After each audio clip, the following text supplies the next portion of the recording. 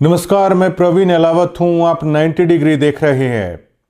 सत्यलोक आश्रम की मैनेजमेंट की करतूतों को लेकर आज हम एक ऐसा खुलासा करने वाले हैं। न केवल सत्यलोक आश्रम की मैनेजमेंट से जुड़े हुए भक्त बल्कि हरियाणा और देश भर से देख रहे अन्य लोगों के पैरों तले की जमीन है वो खिसक जाएगी। आप सभी ने सुना है कि कबीर जी का एक दोहा है कि साईं इतना दीजिए जामे कुटुंब समाए, मैं भी भूखा ना रहूं साधु भी भूखा ना जाए। लेकिन सत्यलोक मैनेजमेंट की कारगुजारियां ऐसी हैं कि भूखा रहना पड़ रहा है सत्यलोक आश्रम से जुड़े हुए लोगों को। ये पूरा मामला है हिसार, जिला हिसार, हरियाणा के आदमपुर से चुली खुर्द कोई गांव है और वहां से साधु दास नाम के भगत से जुड़ा हुआ मामला है।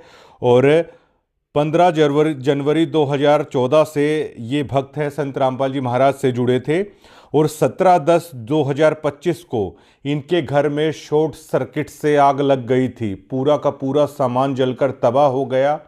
स्क्रीन पर आप देख पाएंगे कि किस कदर पहले गुलजार था घर और बाद में पूरा का पूरा घर तहस नहस हो गया। सत्यलोक आश्रम की तरफ से वहां पर उनके तनखैया पत्रकार भी आए थे।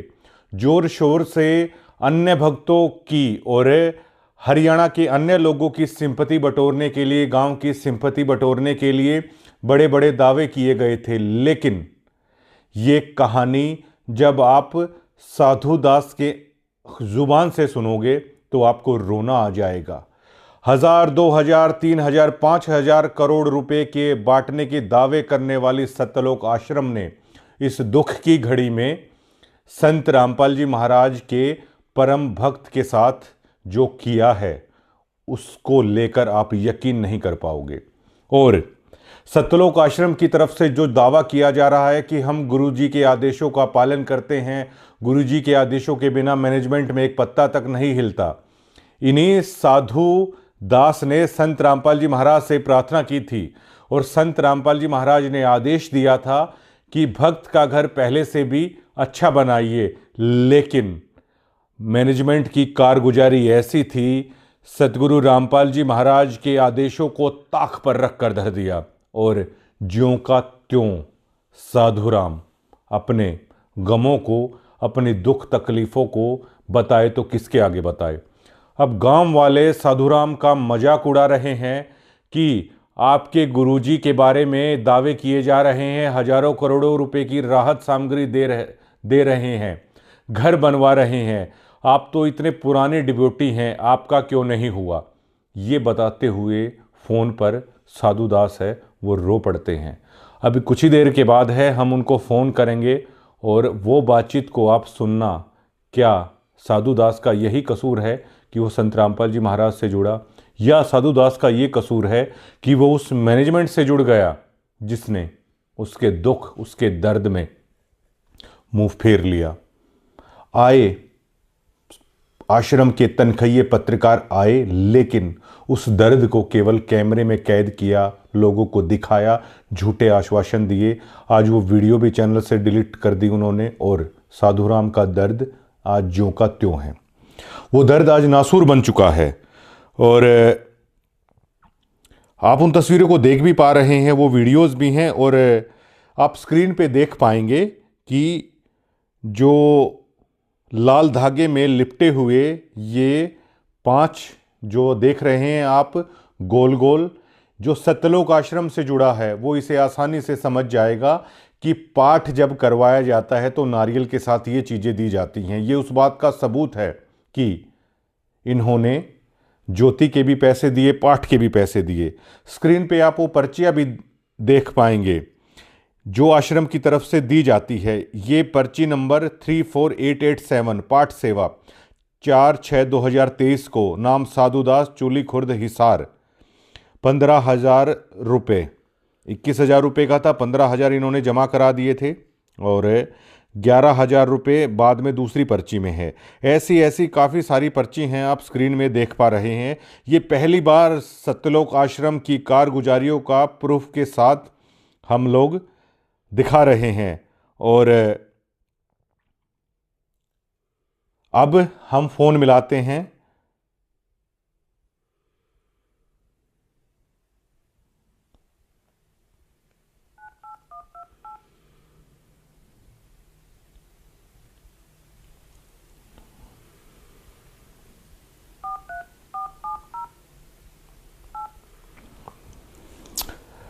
आप सिहर उठेंगे साधु दास की ये कहानी सुनकर।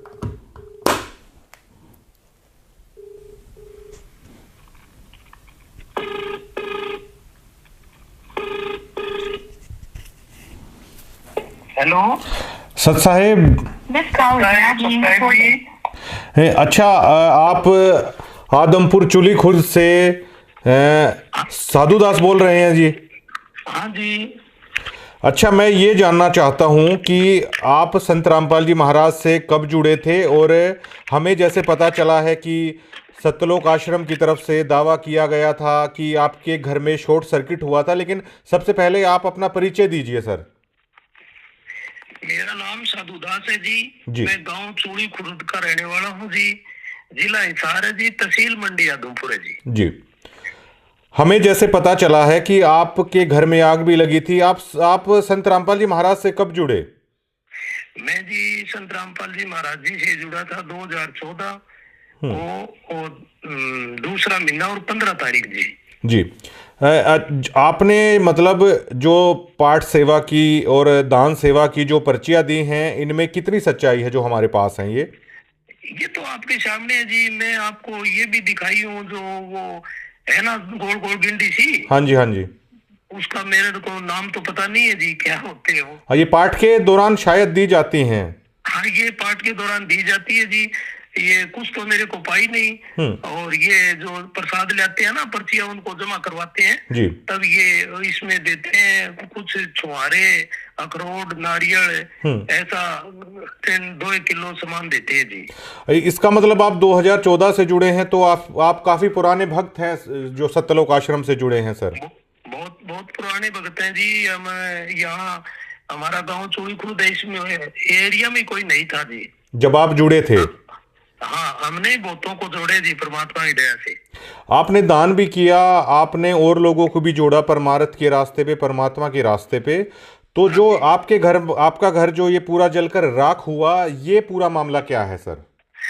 ये जी, मैं 17 तारीख और 10वां महीना अपने पास एक टाटा एस है, मैं किसी भगत की बुकिंग पर गया था।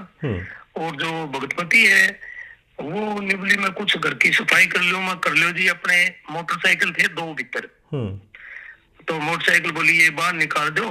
तो मैं कहा जी रहने दे, किसी सफाई अपन के सफाई का करना, बोले काट दो, मेरा जी करे तो कर लिए भाई। और 2 मोटरसाइकिल बाहर काट दिए, और सामान कटवाने के लिए वो पड़ोसियों के पास अपने जो साथ में घर है वहां गई हुई थी। और वहां एक लड़की है, अपने जो चाचा लगते है, जो धर्मा सारण है जी। तो वह बोली के भाभी जी मैं कटवा दूंगी, आप 2 मिनट में बैठ जाओ, मैं कपड़े धो लूं। तो पीछे से कोई शॉर्ट सर्किट से आग लग गई। वो वहां बैठी थी, मैं बुकिंग पर गया हुआ था। आग लगने के बाद पड़ोसी भाग के आए, बोला भक्तों क्या कर रहे हो भाई? तो आपका धुआं लिकड़ा, घरे कोई आई नहीं, ये पड़ोसियों की जारी थी। जब फिर पता चला हमारे गांव के सरपंच साहब, उनका हमेशा में घर है हमारा जी गली में ही, तो वो भी घर पर नहीं था। उसको मेरे को तो बताया गया कि भी जो वो सरपंच के घरवाली है, उन्होंने फोन किया। वो गांव चूड़ी में गया हुआ था। वो अंता रास्ते में ही आते आते फायर ब्रिगेड को फोन किया। फिर गांव वाले इकट्ठे हो गए, गांव वालों का भलाओ, पड़ोसियों का। उन्होंने मान लिया जल तो गया, फिर भी उन्होंने कुछ सामान जो बैटरी है हो रही है जलती आग में ही काटे थे। जो आपका जो आशियाना है मतलब पूरी तरीके से जलकर राख हुआ, उस वीडियो में भी साफ साफ उस फोटोज में हम देख सकते हैं। बिल्कुल जल के नष्ट हो गया जी। अच्छा, अब मुझे जहां तक पता चला है, क्या इसको लेकर आपने संत रामपाल जी महाराज से ये अरदास की थी घर के लिए, और क्या उन्होंने आदेश दिया था मैनेजमेंट को कि ऐसे ऐसे भक्त का घर जो जला है वो बनवा देना चाहिए? वो मैनेजमेंट ने उस आदेश का पालन नहीं किया। इसके बारे में कितनी सच्चाई है इन दावों में? देखो जी, मैंने पहले तो गुरुजी से बात नहीं की। पहले मैं जो ये गांव में पाइप देते हैं ना, हाँ, उनको पाइप दिवाने गया था आग लगने से पहले जी, गांव चोड़ी कला में जी। ठीक है जी। और ये आग लगने के बाद में फिर मैंने सोचा भी गुरुजी सबका ही कर रहे हैं, कोई पाइप देनी है, किसका मकान बनवाना है, तो अपना घर जल गया, गुरुजियों से बात कर लें या प्रार्थना लिख के भेज दें। तो मैं गया था बरवाड़ा जी, और सरपंच साहब भी मेरे साथ गए थे। सरपंच साहब मेरे साथ गए थे, उन्होंने आपकी जो वो पैड होती है ना, वो पर्चा, उस पर लिख के दिया भी ये हमारे गाँव का साधुदास बहुत पुराना भगत है, और ये कोई साई पर गया हुआ था बुकिंग पर, और पीछे से आग लग गई, इस गरीब का बिल्कुल जो घर है वो जल के सवा हो गए। तो ये लिखने के बाद में जो अमन दास है उनको दिया ना, तो उन्होंने वो पर्चा उस सरपंच को वापस दे दिया। बोले सरपंच साहब इसकी आपकी जरूरत नहीं है, ये तो हमारा भगत है, इसका तो फटाफट बनेगा, तो आप दोबारा और लिखो। तो एक मेरे साथ भगत और गया हुआ था, तो उसने भी वो दोबारा लिख के पर्चा सरपंच वाला वापस दे दिया, वो उनको फिर दे दिया। तो मेरे भगत जी उन्होंने ऐसा व्यवहार किया ना, सरपंच की भी बेइज्जती करी, भाई आपकी जरूरत नहीं है। तो मेरे को कुछ शक हुआ, मैं कह रहा ये कुछ गड़बड़ कर रहे हैं, मेरे वो बेईमाना लगा लो या भाई मेरे मन में फर्क हुआ भगत जी। फिर मेरे को ये लगा कि भाई आप परमात्मा से बात करूं तब मेरा शांति हो। तो भगत जी मैंने गुरुजियों से वहां जाके कुछ ये अन्नपूर्णा मुहिम का जो मकान बनते वो काम चल रहा था। मेरे को किसी भगत ने बताया कि 4 बजे फोन आएगा, ये इस बात का मेरे को भी पता है, क्यों हम जाते थे, ये लोगों के जो मकान बनते हैं वह हम फ्री में ही काम करवाते थे भगत जी, और साथ में गाड़ी भी ले जाते थे। तो भगत जी वहां गए, वहां मैं प्रिंकल दास है उसको मैं बताया भगत जी ये बात होगी, उनको पता तो था ही। तो बोले भगत जी कोई बात नहीं, गुरुजियों से बात कर लो। वो इतनी बार में भगत जी गुरुजियों का फोन आ गया। मैंने कहा परमात्मा ये बात हो गई, दास का सारा घर जल गया और भगतमती रो रही है। बोले बेटा जान बची तो लाखों पाए, फिर क्या बात हुई, कोई बात तो नहीं, परमात्मा की भक्ति करो। और प्रिंकल भाई यूं काम कर बेटा, भगत का पहले से घर बढ़िया बना दे, और जो जले वो सामान पहले से ज्यादा कर दो। अरे बेटा क्यों घबराओ, घर पहले से ढाटा भर देंगे। वहां से मैं आ गया भगत जी। आने के बाद में वो फतेहाबाद जिला है, वो प्रिंकल दास ने हिसार ये कोऑर्डिनेटर है कि मेरे को तो पता नहीं, मनोज दास इसके पास वो जो वीडियो रिकॉर्ड है वो सेंड कर दी। मैं बोला भगत जी ये तो पहले इनको पता है, ये तो संभाल ही नहीं रहे, बोले आप इनसे बात करना। तो मैं मनोज ने मैं कह रहा भाई एक बात था, आगे तो देखो आ रही यार, आए नहीं आप हमारे को घर में। बोला भाई साहब टाइम नहीं लगेगा, टाइम लगेगा तब आ जाएंगे। मनोज दास जो महाराज जी के छोटे बेटे हैं वो नहीं, जो मनोज है सीसा का। अच्छा सीसा, शायद गुरुजी के लड़के नहीं है ये। और अमन दास इसको मैं जानता नहीं, ये रोहतक के कहाँ के है। हाँ हरियाणा कोऑर्डिनेटर है अमन दास, हरियाणा कोऑर्डिनेटर। तो इन के बाद दूसरे या तीसरे दिन मैंने फोन कराया भगत जी, तो इन्होंने जवाब दिया कि गुरुजी ने कहे कि रामजादा ऐसे ही करता है, इसका कोई जरूरत नहीं है।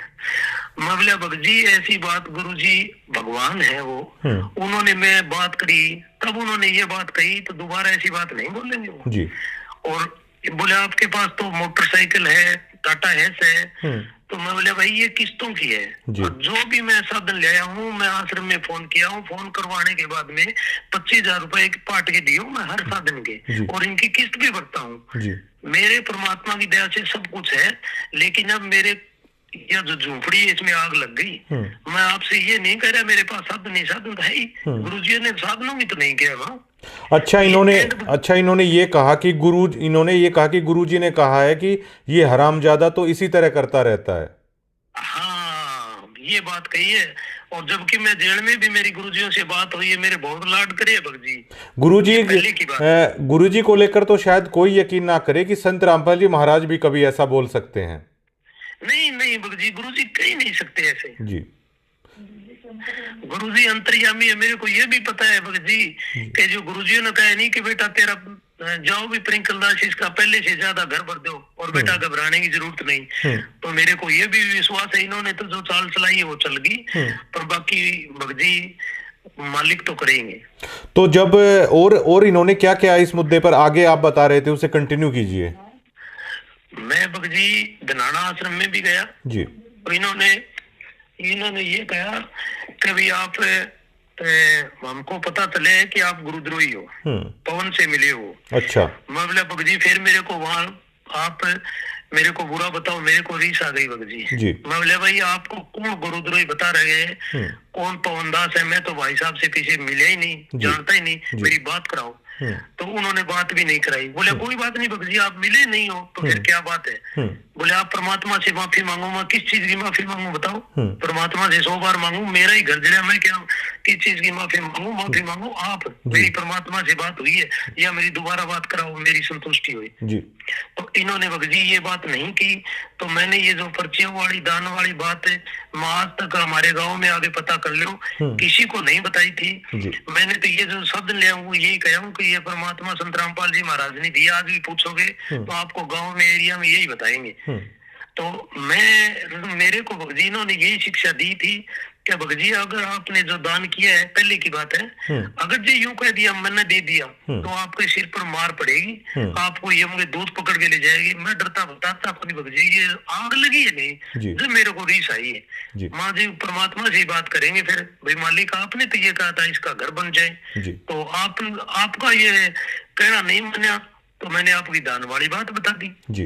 तो इन्होंने जो सतगुरु महाराज का, आपके गुरु का जो आदेश था, उस आदेशों की भी मैनेजमेंट ने धज्जियां उड़ा कर रख दी। बिल्कुल धज्जियां उड़ा दी जी। और जी बताइए। और ये एक चीज की और मेरे को धमकी दे रहे थे जी। बोलिए आपकी नो एंट्री हो जाएगी, पीड़ा पर्चा आ जाएगा। तो मैं कहा साधु दास एक गरीब घर में जन्म जरूर लिए, भगत जी आपकी धमकियों से डरने वाला नहीं है। एक बार मरना है, एक बार जीवन मिलता है, कोई दिक्कत नहीं है। तो मेरा पीड़ा पर्चा तो 17 तारीख को आग लगी उसी दिन ही आ गया था। ठीक है। अच्छा ये बताइए आप, जो ये पीले पर्चे का बहुत सारा जिक्र होता है, ये पीले पर्चे का डर क्या है? जो मैं भक्तों के अंदर देखता हूँ बहुत डरते हैं पीले पर्चे के नाम पर। भगत जी मेरे को तो ऐसा लग रहा है भाई, आप वैसे राजनीति की बात नहीं करते जी। मेरे तो दिमाग में ये बात है, जैसे कोई सरकार के खिलाफ बोलता है वो तो होता है देशद्रोही। ठीक है जी, आपका हक मांगे।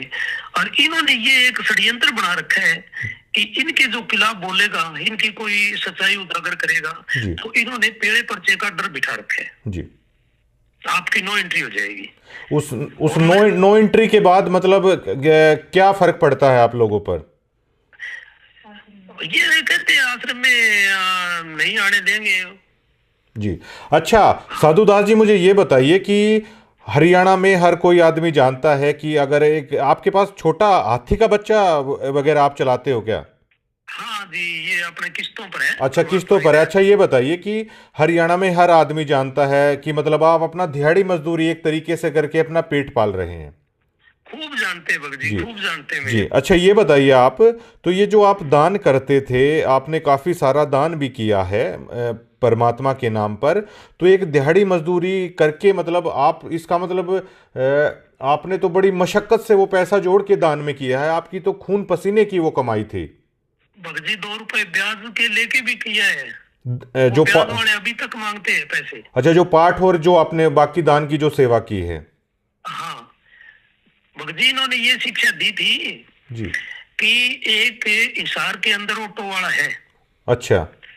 ऑटो वाले का जो किस्तों का जो लोन था वो पूरा हो गया, उसने दोबारा लोन लेके इकट्ठे आश्रम में 2 लाख रुपए दे दिए, ऑटो चलाता है वो। तो आप क्या नहीं कर सकते भगत जी? देखो कि ये ऐसी प्रेरणा करते हैं भक्तों के अंदर जी। ये कौन करता है ऐसे? ये भगत जी ये भक्तों में फैलाते हैं बात। अच्छा।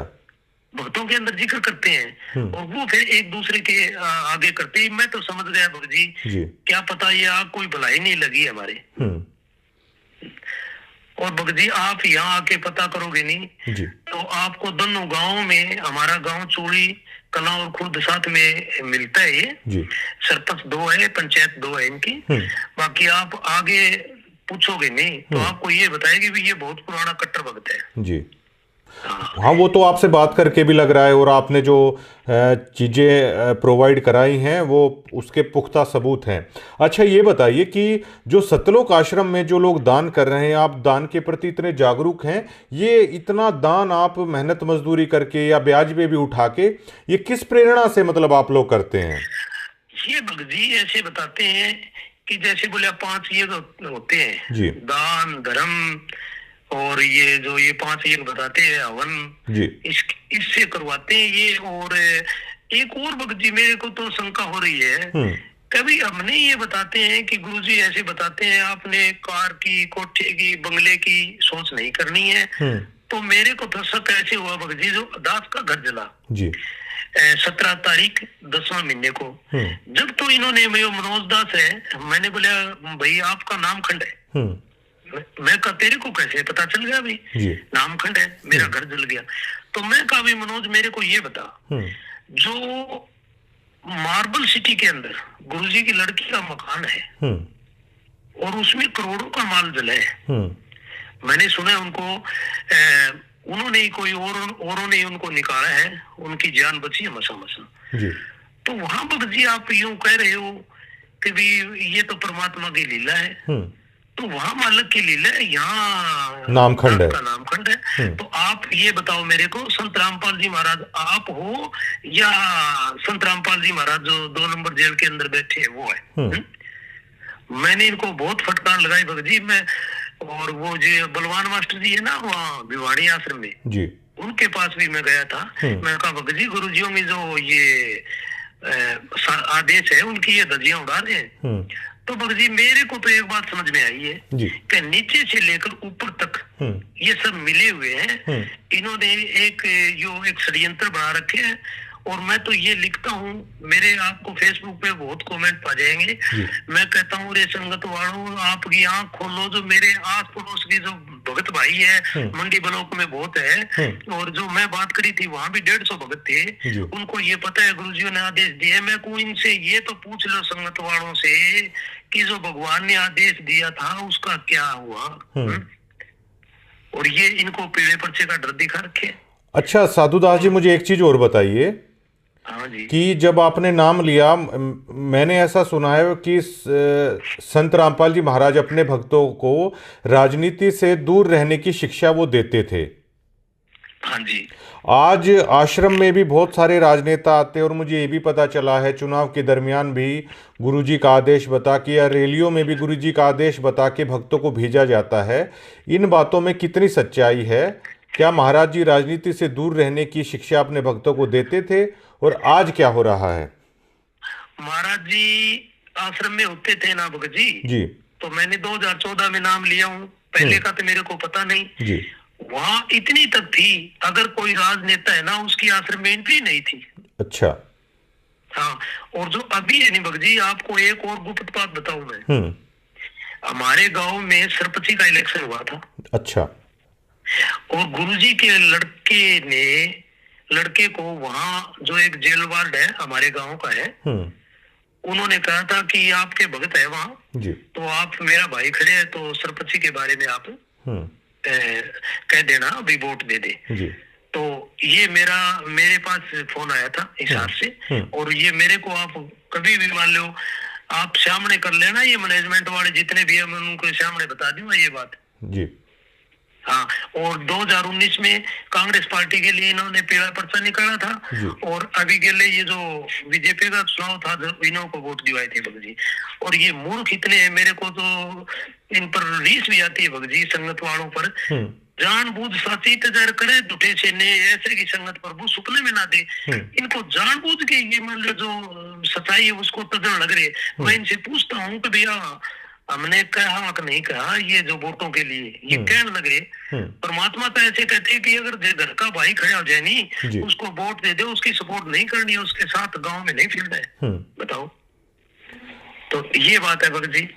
और क्या हमें ऐसा पता चला है कि जो समाज है वो आपको ताने देता है, आपके गांव के आसपास के लोग, कि आपके आश्रम वाले तो दावा कर रहे हैं कि इतने लोगों के घर बना दिए, हजारों करोड़ की राहत दे दी, आपका घर जलकर राख हुआ, आपका क्या हुआ? क्या आप लोगों को इस तरह के ताने दिए जाते हैं?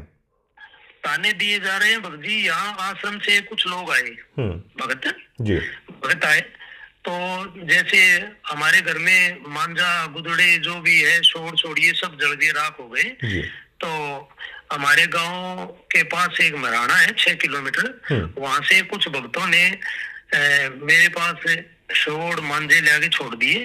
तो ये 2-3 दिन बाद में आए। आग लगने के बाद में शायद 10-15 दिन भी निकल गए हो गए। तो आने के बाद में एक लेडीज थी, मेरे को पता नहीं कौन ही वह, मैं यहाँ था नहीं, मैं बुकिंग पर गया हुआ था। तो इन्होंने क्या है, आपके मांझे बच गए, आपके फलानी चीज बच गई। तो गांव के सरपंच और हमारे पड़ोसी थे, उन्होंने कहा कि आप ये कह रहे हैं इसकी यह चीज बच गई, इसकी यह चीज बच गई, ये जो है ये तो पड़ोसियों ने लाके दिए इसको मांझे। ये मांझे क्या होता है जी? मांझे क्या होता है, थोड़ा सा आप समझाएं तो। बिस्तर, ये खाट अच्छा मंजी, ठीक है जी, मंजी बोल देते हैं। हाँ हाँ हाँ, मंजी बोलते थे जी। तो उन्होंने भी इनको धमकाया भगत जी। फिर बोले आपके पास ये छोटा हाथी है, मोटरसाइकिल है। तो ये हमारे जो पड़ोसी है ना, उन्होंने कहा था कि ये जिंदल की फैक्ट्री का मालिक है जी, ठीक है, इसका घर जला हुआ है, इसे आप बनाओ तो ठीक है, वरना यहाँ 5 किलो चीनी लेकर मत आना। अच्छा हाँ। तो ये भगजी वहां जाके ज्यादा वकालत करी, तो इन्होंने गांव वाले सरपंच और ने इन्हें धमकाया और था जी। फिलहाल मतलब जो देखिए, आपके बच्चे भी हैं, आपकी धर्मपत्नी भी है, आप लोगों के साथ ऐसा हुआ, तो एक परिवार के तौर पर मतलब आप कैसा महसूस करते हैं कि आप लोग क्या सोच के जुड़े और मतलब किस तरीके से चल रहा है? एक परिवार के तौर पर आप कितना टूट चुके हैं इस घटना के बाद? जी टूटे को मैं इतना टूट चुका हूँ कि जो अपने 2 बच्चे हैं जी, मैं उनको भी ये कहता था पढ़ाई की कोई जरूरत नहीं है, आप माला काटो जी, परमात्मा सतलोक में ले जाएगा जी, ठीक है। अब वो ही न्यू कहते हैं बच्चे मेरे को कि पिताजी आप ये कह रहे थे माला काटो है, आपको सतलोक में ले जाए। सतलोक में तो आप कद जाओगे, अपना तो घर है, झूपड़ी और बड़गी जी। और इसकी गुरुजियों की जो परमात्मा धरती पर आ रहे हैं, उनकी ये मैनेजमेंट आए कौन चलन दे, तो सतलोक में ये कैसे ले जाएंगे? ये वो तो अंतर्यामी, उनको पता नहीं है, इन मैनेजमेंट वालों को धमका नहीं सकते भाई ये कैसे कर रहे हैं। आपकी सुन के मैं भी मतलब अंदर तक हिल जा रहा हूं, तो मैं समझ पा रहा हूं कि आप लोगों पर क्या बीतती है। तो ये जो मैनेजमेंट को आप किस तरीके से देखते हैं? क्योंकि ये लोग दावा करते हैं बिना सतगुरु महाराज की आज्ञा के बिना पत्ता भी नहीं हिल रहा, ये इस तरह के दावे करते हैं, तो आप क्या सोचते हैं? ये बेमतलबी बकवास है भगत जी। इन्होंने ये एक बिल्कुल 1001% धंधा बना रखे। शादी होती है, 2 बच्चों की रमैनी होती है, ये ऐसी उन पर प्रेशर डालते हैं कि लड़की वाले 2 पार्ट लगवाएं, लड़के वाला 2 पार्ट लगवाएं। ये दावा किया जा रहा है कि फ्री में हो रहा है सब कुछ। कुछ नहीं हो रहा भगत जी फ्री में। मेरे पास सबूत है, सार नाम लेने गया था, 25,000 रुपए के 2 पार्ट लगे, 25 के। आप कहां से लाएंगे फिर 2 सदस्यों का 50,000 रुपए? आप सार नाम लेने गए? मैंने तो सतलोक में जाना था, हमने तो कुछ ब्याज पर लेकर कुछ ये छोटे हाथों की कमाई से कर करके दे दिए। घर बनाने की सोची नहीं, घर का हाल देखो तो ऐसा भूंडा है। अब मेरे को ये जो कुछ गिने चुने भगत है जो वहाँ खाने के लिए जाते हैं, वहाँ कुछ देते तो हाथ नहीं। हमारे गांव में भी है ऐसे भगत। तो मैं उन्होंने कहा भाई मैंने तो लाखों रुपए लुटाए वहाँ, अच्छा। आपको क्या भाई थाने रीस क्यों आवे? थाने रीस की मैं देव हाथ कौन था, मैं तो दे रहा क्यों जब मैंने रीस। अच्छा ये बताइए आप साधु दास जी कि सतलोक के नाम पे, सारनाम देने के नाम पे पाठ का लिया जाता है, क्या भक्त ऐसे होते हैं वाकई में कि सारनाम देने का अगर ये 2 लाख रुपए लेने लग जाएं तो क्या भक्त फिर भी देंगे?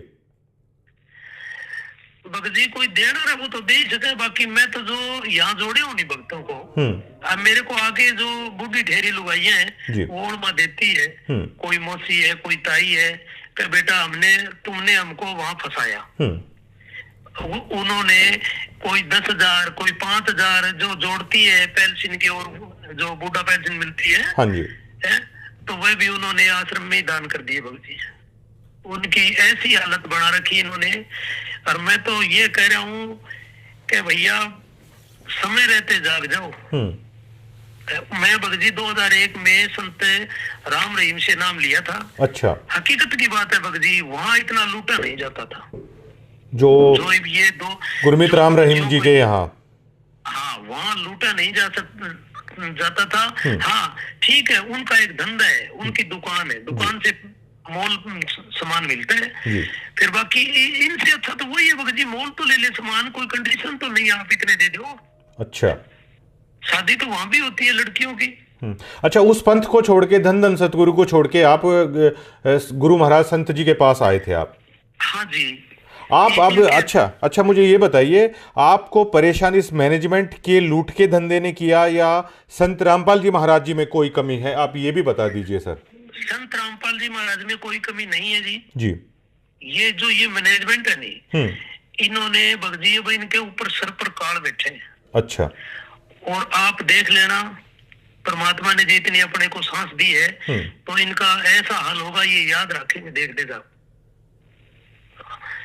ये भगत जी सब बुंदा हाल करते हैं, ये जैसे इसी बड़ी बड़ी गाड़ियां निकालते हैं और ये मान लो जैसे ये गाड़ियों में आते हैं, बड़ी बड़ी गाड़ियां लेके आते हैं और हमको कहते हैं कि आपने कारगिर इनकी जरूरत नहीं है, और हमको ये कहते हैं दान का बताना ही नहीं है। अच्छा। आप ये सोशल मीडिया पर और बड़े बड़े एमएलए सरपंच जो विधायकों को बुला बुला कर ये बड़ा वो लड़कियों का डांस होता है, वहाँ ये उनको इनाम देते हैं। मैंने देखे कई वीडियो में, पैसे भी देते हैं खूब।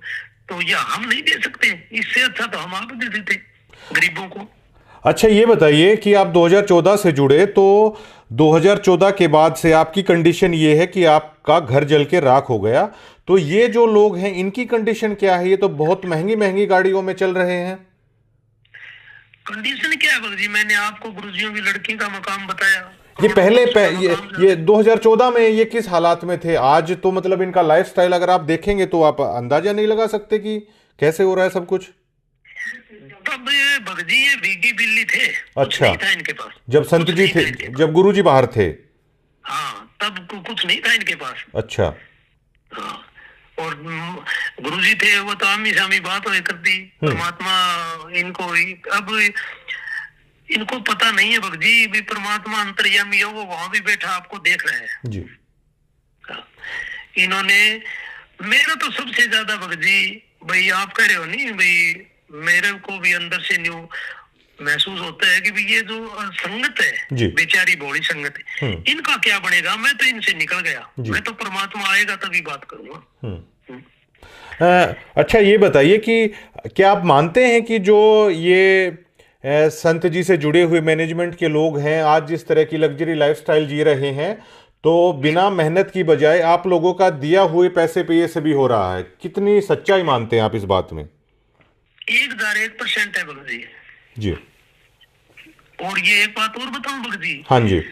ये झूठा दावा करते हैं कि भी जो संत रामपाल जी महाराज के जो ये बेटा बेटी है, ये किसानों के खेत में बैठे हैं और कि जो अब बाढ़ के टाइम आते हैं, ये बिल्कुल झूठी बातें हैं। ये कुछ हासिल करना चाहते हैं, मेरे को तो पता नहीं, या राजनीति में आते होंगे।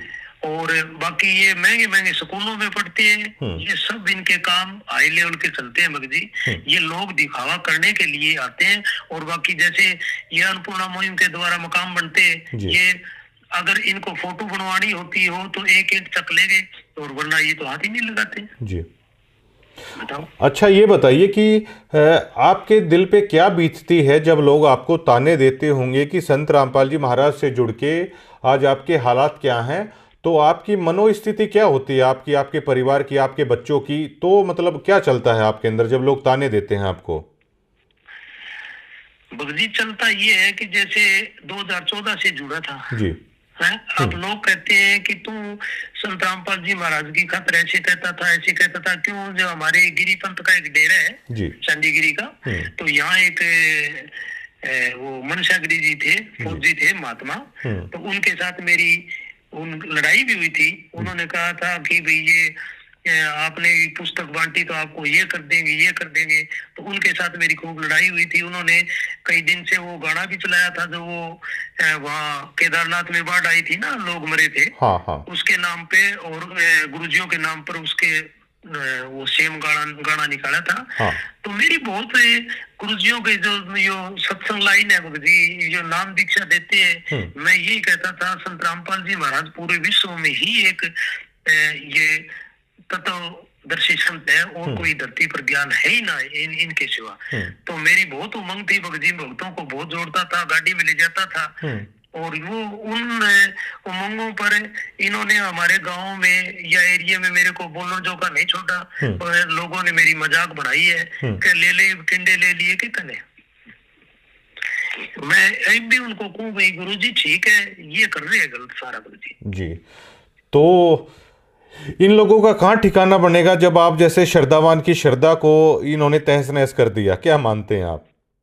ठिकाना बनने लग रही है भक्ति, तो इनके जो संगत जुड़ी हुई है, जैसे आपने सोजत का देखा होगा, वहाँ तो एक बच्चे की मौत हुई है, एक वो जो उसकी माता जी है कौन है वो उनके भी कोई टाबर टिकर होने वाला था, वो भी मेरे जान में अभी बीमार है, वो झटका लगे। हाँ, आज भी एक्सीडेंट में आश्रम में आए हुए थे राजस्थान के कुछ किसान या जाट नेता थे, तो उनकी भी आज एक्सीडेंट में मौत हुई है। ये भी मामला काफ़ी चल रहा है। अच्छा सर, ये बताइए, ये और मुझे बताइए आप, क्या आप इस पूरे मामले में जो मैनेजमेंट है, क्या वो जातिगत भेदभाव क्या होता है वहाँ पर? क्या आप ये मानते हैं आपके मामले में कोई जातिगत भेदभाव भी हुआ? जातिगत भेदभाव जी, जैसे इनको हमारे जो घर है ना, हाँ जी, इनको पता चला कि भी ये एक दानक समाज से, दानक जाति से बिलोंग करता है जी, तो इन्होंने उस परमात्मा के आदेश को ही खारिज कर दिया इन्होंने, सिर्फ इसलिए कि जातिगत आधार पर आप मानते हैं? बिल्कुल करते हैं भगत जी, परमात्मा के बच्चे हैं, झूठ नहीं बोलते। तो और जो एक और बात बताऊं भगत हाँ जी, हाँ जी, जैसे फतेहाबाद एरिया में मकाम बनते हैं, हिसार जिले में मकाम बनते हैं जी, जो गुरुजियों के लिए इतने गंदी भाषा बोले, जिन्होंने बाठे मारे, हाँ, उन्हीं लोगों के ये मकान बनाते हैं, क्योंकि उनका एरिया है, ये कोऑर्डिनेटर है या कोई सरपंच के कहने से उनकी जान पहचान वालों के मकान बनाते हैं। मैं आप खुद सेवा में गया हुआ हूँ, अभी मेरे को जब तो मेरे आंखों के आगे पट्टी बंधी हुई थी, हाँ, और अपना खुद का घर जाए तब मेरी ये आंखों की पट्टी खुली है भगत जी। तो परमात्मा तो कहते हैं कि वो जो परमात्मा होगा, पूर्ण संत होगा, वो समदृष्टि रखेगा, वो चाहे जातिगत हो चाहे धार्मिक हो, किसी के साथ भेदभाव नहीं करेगा। तो क्या ये उससे उलट चल रहे हैं? ये समदृष्टि किमी को रखा भगत जी, कुछ ही समदृष्टि को नहीं इनकी जे मैं बताऊं कि था ना, अब जैसे हमारी ये वीडियो आई है जी, अब और भी आएगी, मैं के रुकने वाला नहीं हूँ जी। इनका जोर चल ले तो ये गोली मार दे, समदृष्टि तो क्या नहीं रखे, ये गरीब ने खा जा दी है। आश्रम के ऊपर जो संत महाराज जी की फोटो है, उसके ऊपर लिखा हुआ है कि धानक रूप रहा करतार। जी ये जो परमात्मा है नहीं, उस पर तो लिख रखे ये धानक रूप रहा करतार। हाँ, ये ऐसा नहीं मानते हैं। ये जो पहले हमने अंग्रेजों का जो वो राज था, ये मुगलों का बोलते हैं ना, ये उससे गए गुजरे हैं ये लोग, जो मैनेजमेंट वाले हैं। हाँ, ये उनसे भी गए गुजरे हैं। मैं तो अब इनको मिलाकर देखे नहीं तो इनसे जो अंग्रेज लोग थे ना, वो बहुत अच्छे थे। सुनने में है, हमने तो देखा नहीं, पर बाकी जो ये मेरे साथ बीती है नहीं, मेरे को तो तब पता चलेगा। अच्छा सर, ये बताइए कि जो आज आपके साथ हमारी बातचीत हो रही है, अब आप बीती बता रहे हो, तो इसमें मैं समझ सकता हूँ कि मैं वीडियोस बना रहा हूँ, संपर्क हुआ, हम जानते नहीं एक दूसरे को। क्या इससे पहले आपने, क्या वहाँ के जो स्थानीय पत्रकार हैं, आपने किसी से ये आप बीती आपने क्या बताने की कोशिश की? बताइए जी, जो हमारे यहाँ रमेश ढाका यहाँ आया था। हाँ, रमेश ढाका आया था यहाँ, पत्रकारिता करके सारी चीज देख के गया था। वो आपके पास मैं वीडियो भी भेज दूंगा थोड़ी। और उनको ये जो आश्रम वाले हैं उनको पैसा दे दिया और वो चीज को दबा दी, उनने अपने चैनल से डिलीट कर दी। अच्छा, जो वीडियोस आपकी बना के लेके गए थे? हाँ, बना के ले गए। उन्होंने कह दिया आश्रम वालों ने कि भाई ये वीडियो हटा दे, हमने कुछ देना लेना तो है ही नहीं जी। तो हाँ, उसको पैसा दिए, ये वक्त जी कुछ न कुछ दिए जी, सदी वो गीत गाता फिरता है जी। तो आपका बहुत बहुत शुक्रिया, और जल्द ही एक वीडियो इंटरव्यू भी है आपके साथ, हम कोशिश करेंगे कि आपको मतलब वीडियो इंटरव्यू भी हम लोग करें। बिल्कुल भगत जी, परमात्मा की दया से गरीब घर में जरूर है, हाँ जी, पर हम डरने वाले नहीं है जी मरना एक ही दिन है। जी। और ठीक है। और मैंने आप जैसे भक्तों से ही सुना है कि संत वचन कभी खाली नहीं जाता। जो गुरु महाराज जी ने आपको कहा था कि वो घर पहले से भी बेटर होगा, तो हम भी भरोसा करते हैं कि उनका वचन खाली नहीं जाएगा। हाँ, उस दिन के बाद भक्त जी मेरा काम 6 गुना चलता है। परमात्मा की दया से बैठे तो बड़े हुए मकाम में, ये फिर एक ही दम तो जी पूर्ति कैसे पूरी हुई, जी। फिर वो तो मालिक है। अच्छा सर, ये बताइए कि जो फिलहाल आश्रम के अंदर है, बहुत सारे लोगों के साथ ऐसा हो रहा है, मुझे बताया है लोगों ने, और जो नए जुड़ना चाहते हैं उनके लिए आप क्या मैसेज देना चाहेंगे कि उन्हें क्या करना चाहिए? क्योंकि देखिए, ये जोड़ लेते हैं उस पुस्तक के द्वारा, उस वाणी के द्वारा आदमी जुड़ता है कि हाँ, ये ज्ञान बिल्कुल ठीक है, लेकिन वो जाएगा तो इन्हीं के आश्रमों में। तो आप क्या कहना चाहते हैं? भक्त जी, परमात्मा की दया से मैं तो यही कहना चाहता हूँ कि यहाँ जो जुड़ेगा ना, वो अभी तो पहले तो ये बुला फुसला के जुड़ाएंगे, फिर उसको दान दत्ते की बात करेंगे जी उनको आपको ही पता चल जाएगा इनके पास कुछ नहीं है। जी। मैं तो कोई इनके आश्रमों में जाऊं ही ना, मेरे को तो मेरे पर तो बीती है भक्त जी। अब आप क्या संत रामपाल जी महाराज की भक्ति आपका परिवार करता है क्या? संत रामपाल जी महाराज के जो नियम बताए नहीं गुरु जी ने, वो नियमों पर है। और हम आश्रम में नहीं जाते भक्त जी। अब वहाँ जो टुकड़ा खाते हैं नहीं, वो ही हमें बस ऐसे लगता है कि ये इस गरीब का दान दिया हुआ है। क्यों भक्त जी, मैं 2014 में जाता था ना, तब नेपाल से, राजस्थान से भक्त आते थे, उनके 2-2 फुट की लंगोटी होती थी और पुराने कपड़े होते थे भक्त जी, और फिर भी वह दान देते थे भक्त जी। तभी मेरे को ये लग रहे है कभी यहाँ इनका अन्न खाना भी गलत है। जी जी जी। हाँ, इनका जो अन्न खावा नहीं वो ही गलत है। और मैं तो ये कहूँ भाई, गरीब संगत, जाग जाओ जाग जाओ जाग जाओ, ठीक रहोगे, नहीं मारे जाओगे। आप देख लो धनाड़ा आश्रम की, आप पीछे इसी की बात है भक्त जी, एक हिसार के पास एक गांव है, उसका लड़का गया हुआ था, 17-18 साल का एक ही लड़का था, बीए में पढ़ता था वो जी। ठीक है भक्त जी, और वहां दुर्घटना में मारा गया। तो परमात्मा तो ये कहते हैं ना कि भाई बाप से पहले बेटा नहीं मरता, तो इन्होंने मर्यादा सब भक्तों की खंड करवा रखी है जी। मर्यादा खंड करवा रखी है भक्त जी, ऐसे ही मरण लग रही है भक्त, और इनकी आंख कद खुलेगी पता नहीं मेरे को। बहुत बहुत शुक्रिया तमाम बातचीत करने के लिए जी हमारे साथ। ठीक है जी। सत साहिब जी।